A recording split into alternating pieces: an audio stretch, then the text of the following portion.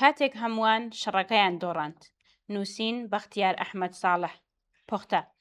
ئەم نووسینەی شەڕی ئەمریکا و ئیسرائیل دژی ئێران وەک یەکێک لە گرنگترین شەڕەکانی ڕۆژهەڵاتی ناوەڕاست لە دەیەی سێمی سەدەی 21دا لێک دەداتەوە. بنەمای سەرەکی ئەم نووسینە ئەوەیە کە ئەم شەڕە سەرکەوتوویەکی استراتیژی ئاشکرا نەبوو، بەڵکو گۆڕانکاریە قوڵەکانی سروشتی هێز و ڕێکخستنەوەی ناوچەکە و جیهانی ئاشکرا کرد.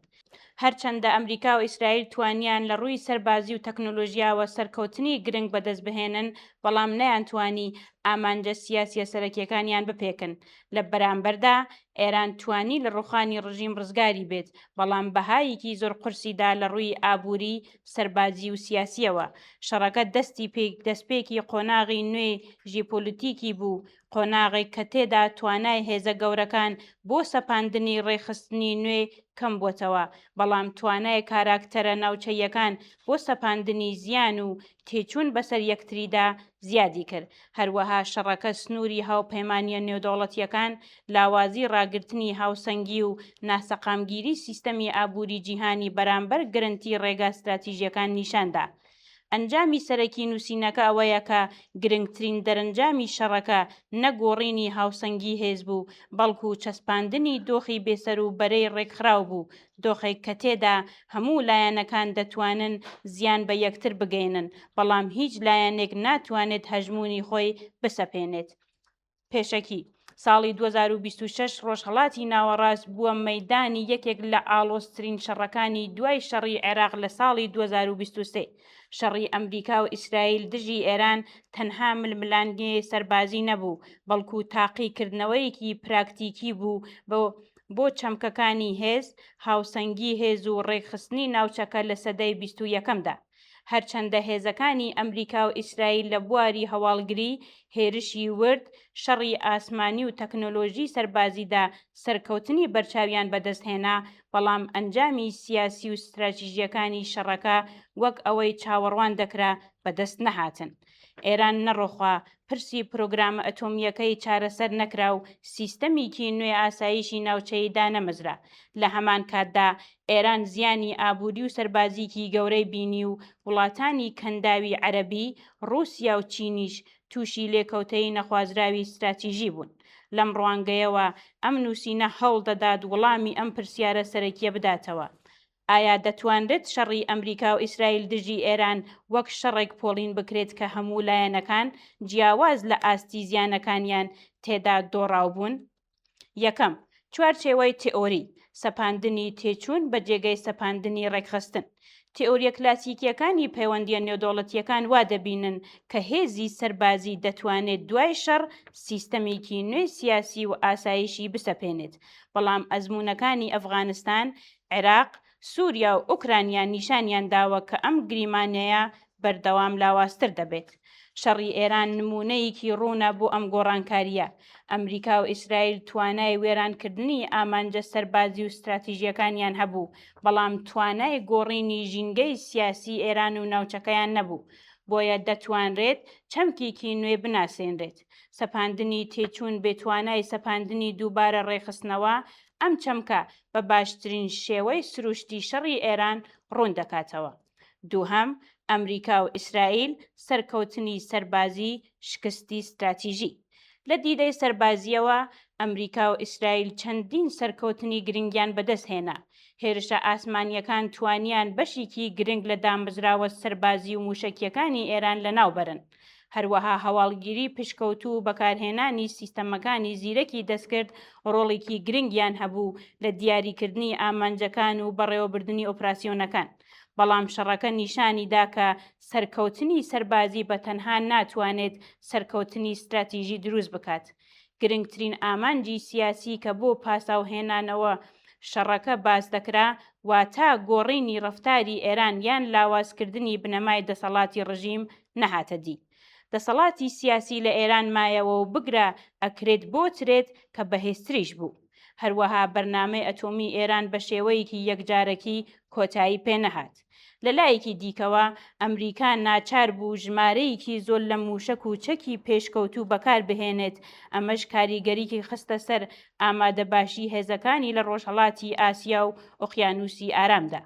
هەروەها شەڕەکە هەندێک لە هاوپەیمانانی ئەمریکای نیگەران کرد لە ناوچەکە، چونکە ئەو وڵاتانە وا تێگەیشت بوون کە واشنگتۆن دەتوانێت ئێران سزا بدات، بەڵام دەرکەوت کە ناتوانێت تەنانەت هاوپەیمانیەکانی بپارێزێت لە لێکەوتەیە ئابووری و سەربازیەکانی شەڕەکە.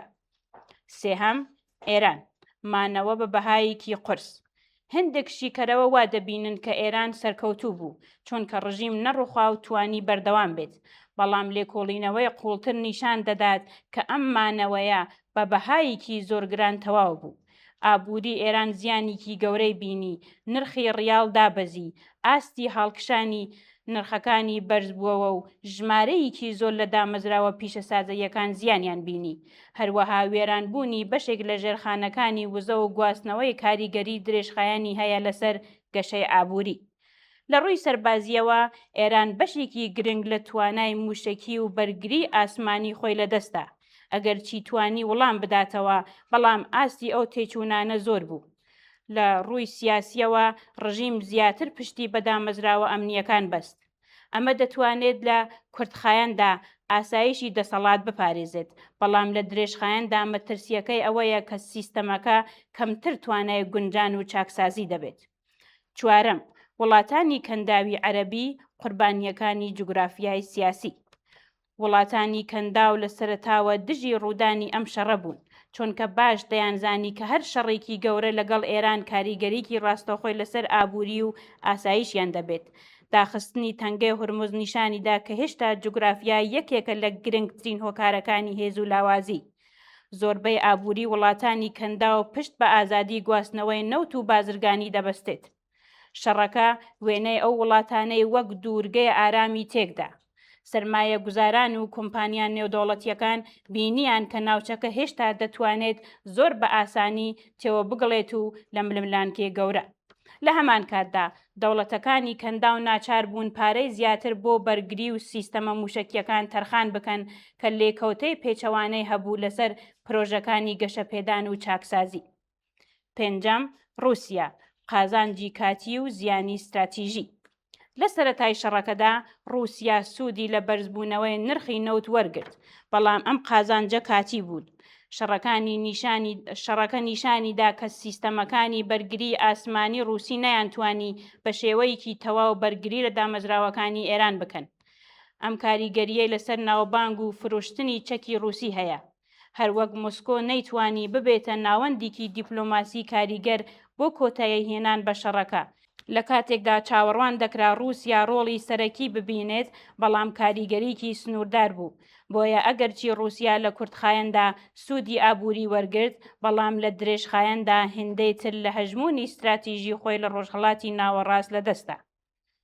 شەشەم، چین هێزی ئابووری لە بەردەم تاقیکردنەوەی ژیۆپۆلیتیکی.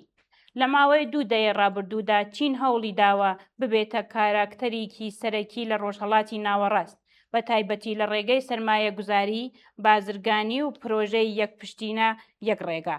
بەڵام شەڕی ئەمریکا و ئیسرائیل دژی ئێران سنووری ئەو هێزەی ئاشکرا کرد کە چین لە بواری سیاسی و سەربازیدا هەیەتی.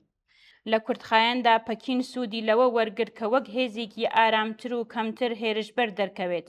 هەروەها شەڕەکە سەرنجی ئەمریکای لە ناوچەی ڕۆژهەڵاتی ئاسیا کەم کردەوە و هەندێک شیکەرەوە ئەوەیان بە قازانجێک بۆ چین لێکدایەوە.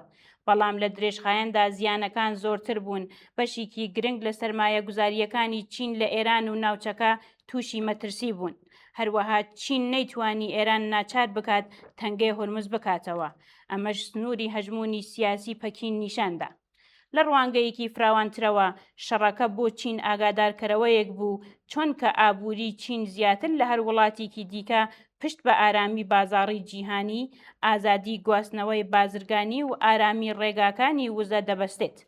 ئەگەر داخستنی تەنگەکان و بەکارهێنانی ئابووری وەک چەک ببێتە دۆخێکی ئاسایی، ئەوە چین یەکێک لە گەورەترین زیان لێکۆتووان دەبێت.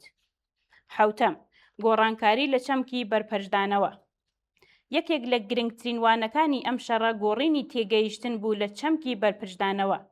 لە تئۆریە کلاسیکیەکاندا ئەو دەوڵەتە هێزی سەربازی زۆرتری هەیە دەتوانێت دوژمنەکەی لە هێرشکردن ڕابگرێت.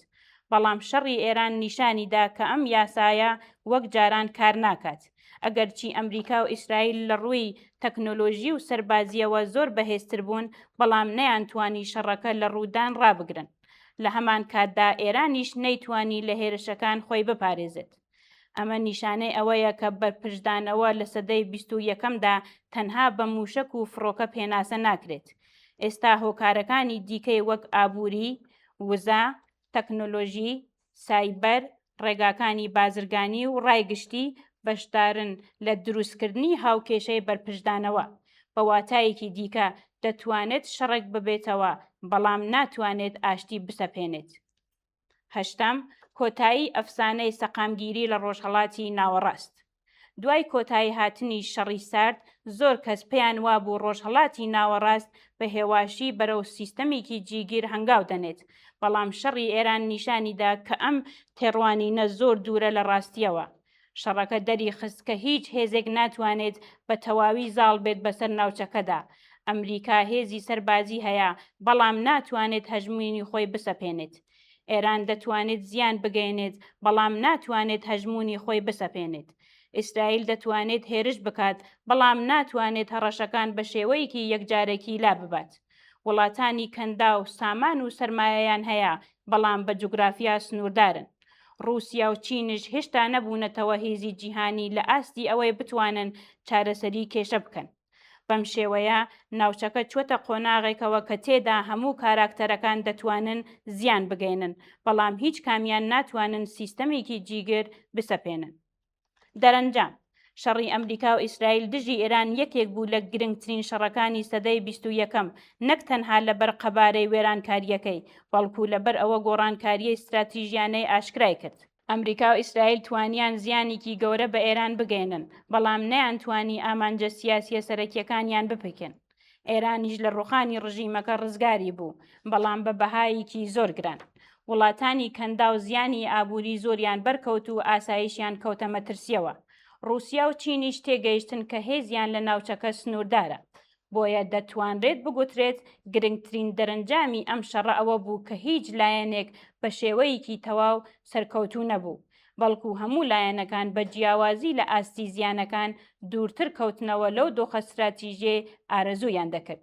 لە کۆتاییدا شەڕەکە جیهانێکی نوێ نیشاندا، جیهانێک کە تێدا هەموو دەوڵەتەکان دەتوانن تێچووی شەڕ بەسەر لایەنەکانی دیکەدا بسەپێنن، بەڵام کەم دەوڵەت هەیە بتوانێت ڕێکخستن، ئارامی و سیستەمێکی جیگر بسەپێنێت.